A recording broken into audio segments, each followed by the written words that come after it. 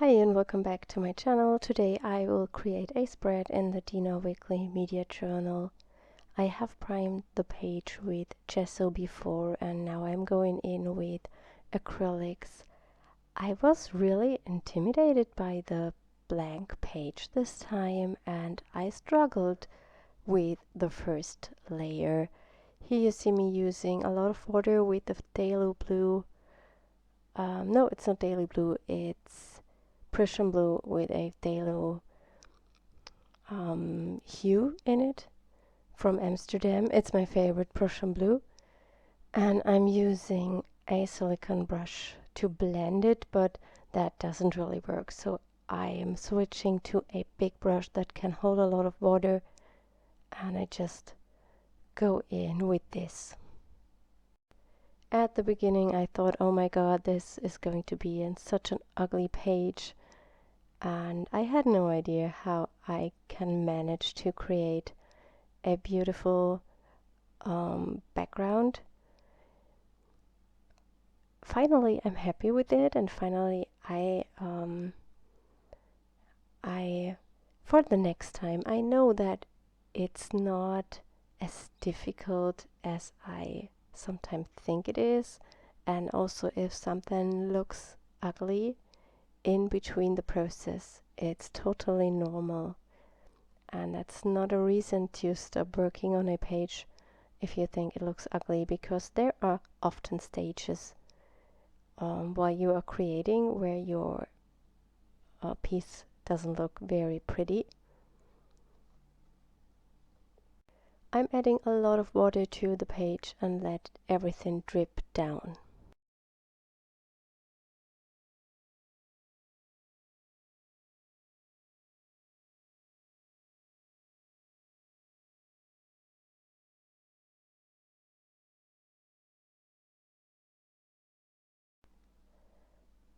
I now use a baby wipe to remove something of the paint or to blend it more into the background.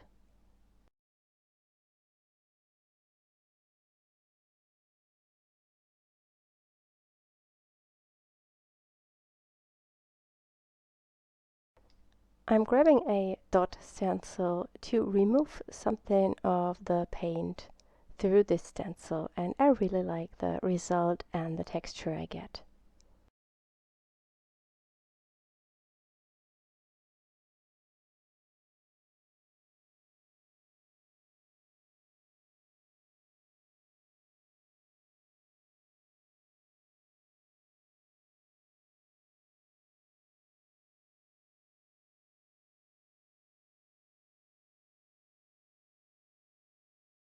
I'm going to dry this with my heat tool so I can keep on working immediately.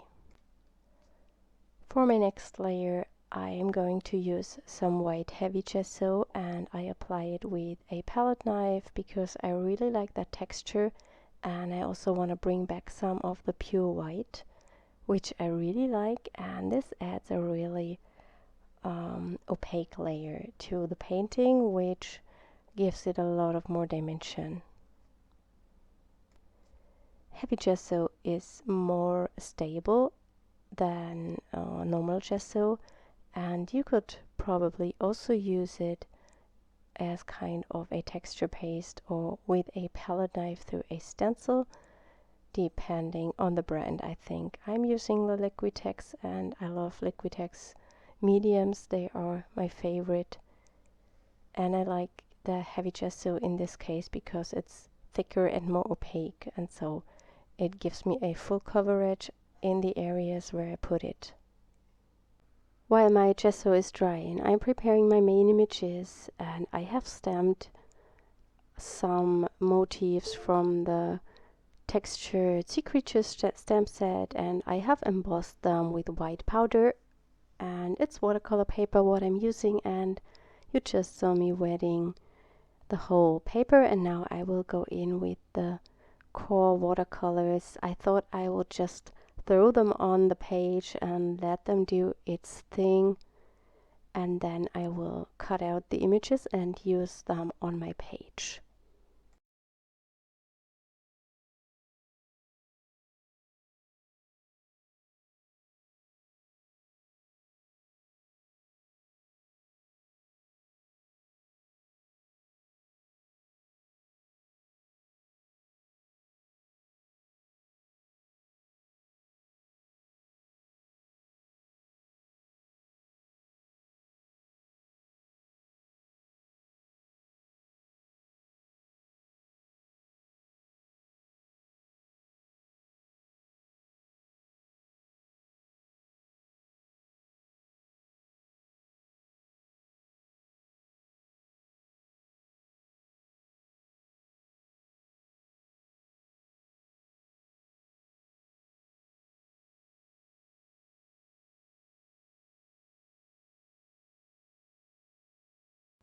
I let my images dry, and here you see me mixing burnt sienna with, I can't remember which color it is. It is an orange from Schminke with a very translucent orange, and I thought it would be a good mixture, and I can use it with water to create a nice layer on this page, but I hated it and I didn't like that result, and then I decided I will wipe everything away completely, and then I will switch to the Quinachridone Gold.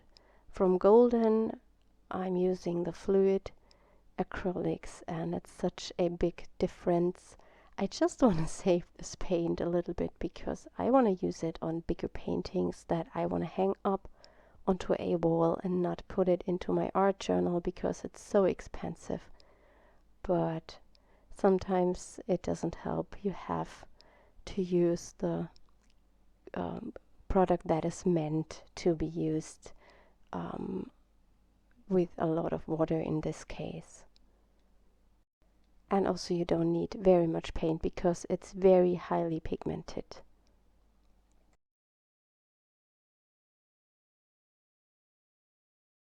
I just apply it with some water and my fingers. And I really like the green that I get when I mix it with my blue.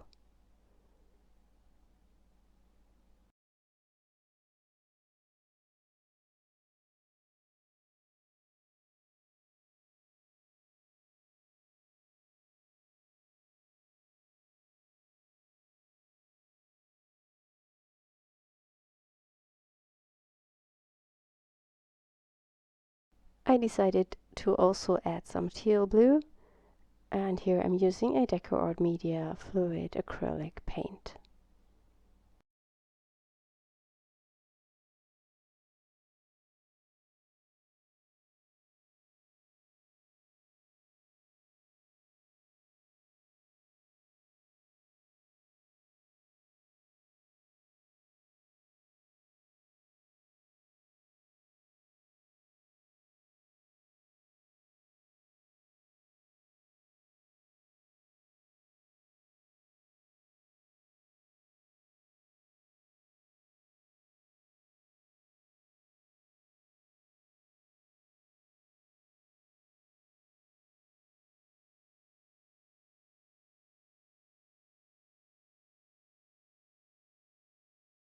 I'm very happy with the background. I will give it a quick heat set so that I can add some splatters on top, and then I will let it sit for an hour or so to dry completely.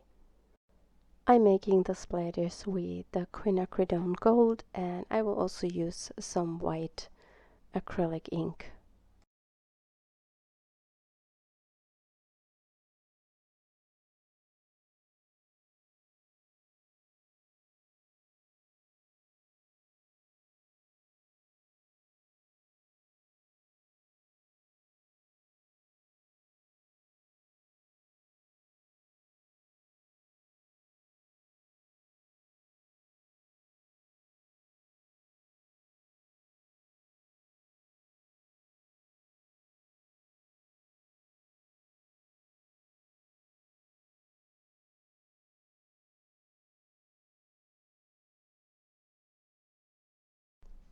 Now that my background is completely dry, I want to go in with some stamping to create even more depth and texture.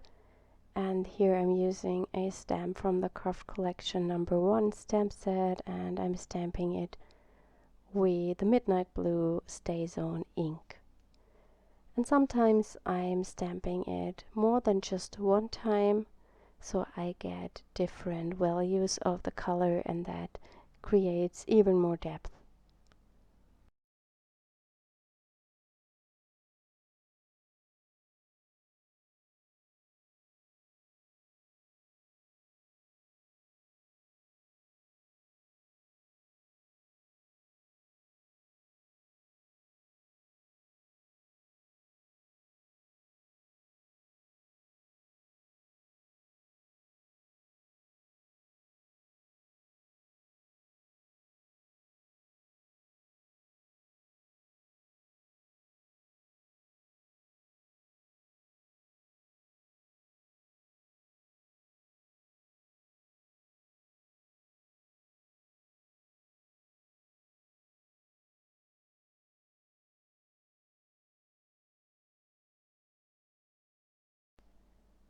I now switch to the teal blue color shade to stamp some more of these leaves to the left side.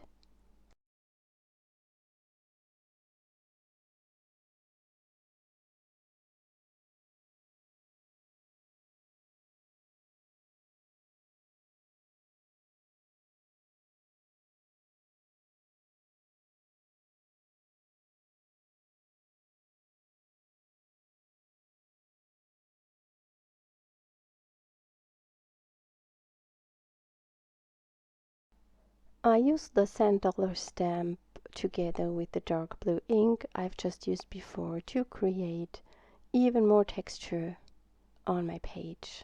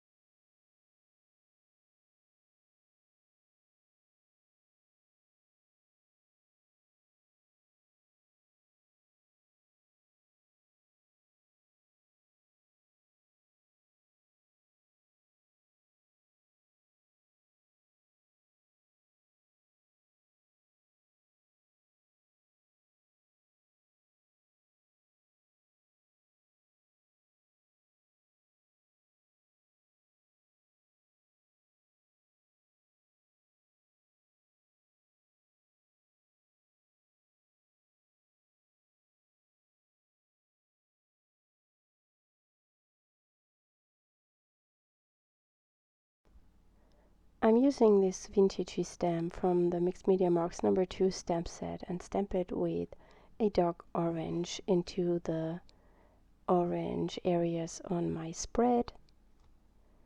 And I think that gives it a really cool and vintage look, and this inspired me to pull out some more vintage images that are beach regarded. So I'm using the Retro Beach stamp set, and I just pick out some images and stamp them to the background to create even more interest. And here I've used a not so dark orange ink, so I don't want to have it popping out of the page immediately. This is something you will find when you have a closer look on the page. I will make some close-up photos of these areas, and you will find those on my blog post, and that you can see how this turned out.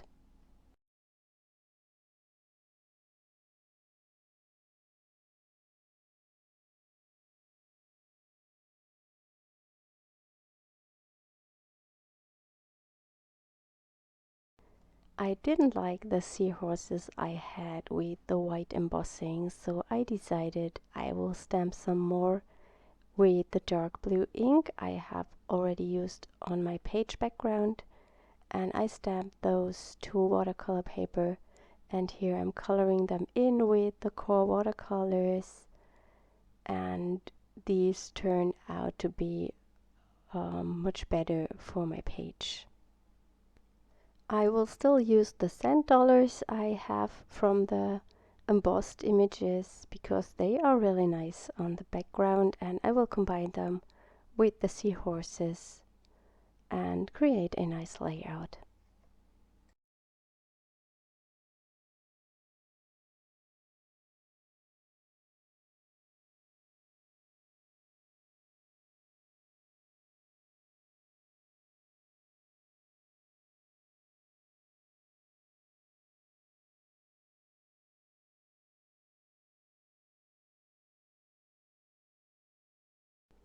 Here I have everything cut out and arranged to my page. I just have to glue it down. I also stamped a sentiment onto some thin of the leftover paper from these embossed motifs, and this sentiment is also from the Retro Beach stamp set, I believe, or maybe it's from Take the Plunk. I don't know at the moment, but I will link it up in the video description. I'm just using some white craft glue to adhere the pieces. And this is the finished spread. I hope you enjoyed today's video, and I hope you will see us next time. Have a wonderful weekend. Bye.